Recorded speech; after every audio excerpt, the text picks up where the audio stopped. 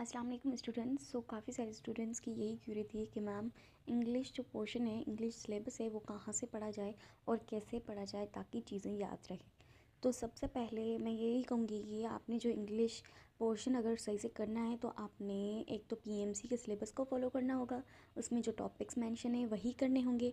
और दूसरी चीज़ ये कि आपको सिंध के पास्ट पेपर्स इंग्लिश के जो हैं वो लाजमी डेफिनेटली आपने वो करने होंगे, क्योंकि लास्ट ईयर क्या हुआ था, लास्ट ईयर जो एमडीकेट कंडक्ट हुआ था उसमें इंग्लिश का सारा पोर्शन 2016 वाला था।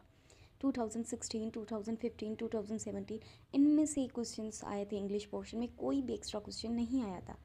चलिए बात करते हैं कुछ टॉपिक्स की। कुछ मैं टॉपिक्स आप लोगों को थोड़ी सी डिफ़ाइन कर लेती हूँ कि आपने वो कैसे पढ़ने हैं और कौन से पढ़ने हैं। अगर फिर भी आप लोगों को कोई चीज़ समझ ना आए तो आप लोग कमेंट कर सकते हैं, और अगर आपको कोई टॉपिक पढ़ना हो फिर भी आप कमेंट कर सकते हैं ताकि हम लोग उस पर एक शॉर्ट वीडियो बना लें। फर्स्ट ऑफ ऑल जो ज़्यादा मेन टॉपिक्स हैं वो हैं active and passive narration, synonyms and एंटोनियम्स। सिनोनियम and antonym की हम बात करें, सिनोनियम मीन्स द सेम वर्ड्स। जैसे एक वर्ड है उसका ऐसा ही सिनोनियम जिसकी मीनिंग सेम हो, दोनों की मीनिंग सेम हो लेकिन वर्ड डिफरेंट हो। एंटोनियम मीन्स अपोजिट वर्ड आप कह लें।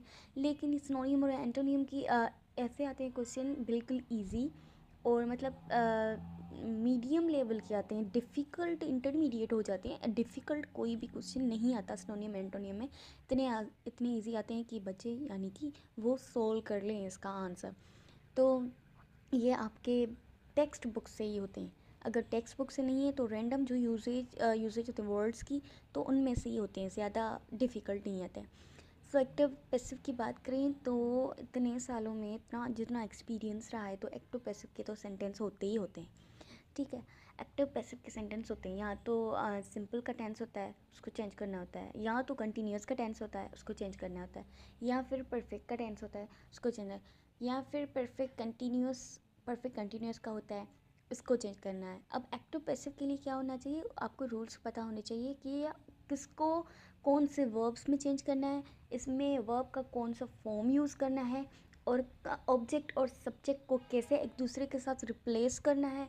ये सारी चीज़ें बहुत ज़रूरी है। रही बात नेरेशन की बात करें तो नेरेशन के कुछ रूल्स हैं, ठीक है, वो भी आपने लाजमी पढ़ लेने हैं, याद कर लेने हैं, सीख लेने हैं, इन पे प्रैक्टिस करनी है कि कैसे करने हैं। इनमें कुछ मैंने टॉपिक्स मेंशन नहीं किए जो बहुत इम्पोर्टेंट है, लाइक वो हो गया कि इसमें क्या होता है कि आइडेंटिफाई द टेंस। उसमें क्वेश्चन आता है कि शी वेंट टू कॉलेज। तो क्वेश्चन ये है कि रिकॉग्नाइज आइडेंटिफाई द टेंस कि ये कौन सा टेंस है। डेफिनेटली उसमें पास्ट है तो ये पास्ट सिंपल, पास्ट इंडेफिनिट हो गया।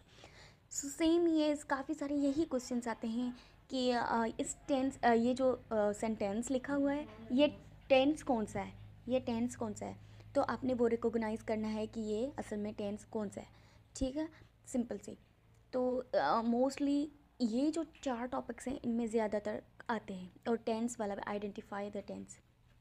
बाद में आते हैं एरर तो उनका फेवरेट टॉपिक है, हर साल आते हैं। ठीक है, कोई भी सेंटेंस दिया होगा उसमें आपने क्या करना है कि एरर फाइंड करना है। एरर फाइंड कैसे करना है, या तो उसमें आपको देंगे कि आर्टिकल में कोई एरर है, या तो उसमें देंगे कि वर्ब गलत लिखा हुआ है, या तो उसमें देंगे कि इसमें सब्जेक्ट मिस्टेक है, या तो उसमें कुछ भी कहेंगे। लाइक अगर हमने जहाँ पे सेकंड फॉर्म यूज़ करना है तो आपने वहाँ पे एरर के तौर पे उन्होंने थर्ड फॉर्म यूज़ किया होगा, तो वो आपको कहेंगे कि इसमें आइडेंटिफाई करें कि यहाँ पे गलती कौन सी है।